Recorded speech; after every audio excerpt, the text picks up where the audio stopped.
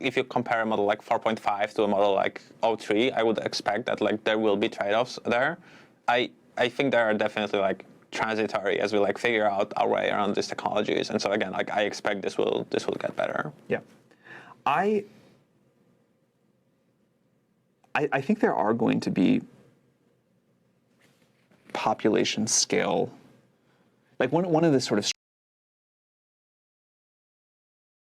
strange things I've noticed is people in real life talking in like ChatGPT's, where they sort of use some of the quirks of things ChatGPT says. And I think there will be other things like this where there's like this coevolution of people and the technology in ways we can't totally predict. But my expectation is over time, people are much more capable, much more creative, think much more expansively and much more broadly than they do today. And we certainly see examples of this where people are just like, I never would have been able to keep this in my head. I never would have been able to have this idea. And then we hear other examples where people say, you know, I've outsourced my thinking and I just do what this thing tells me. And obviously, we're much more excited about the former than the latter.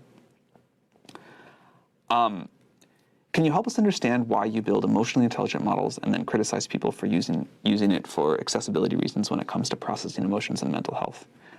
Again, we think that's a good thing. We want that. We're happy about that.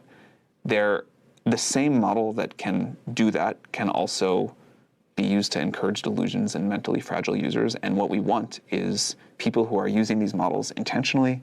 The model's not deceiving the user about what it is and what it isn't. The model's being helpful. The model's helping the user accomplish their goals.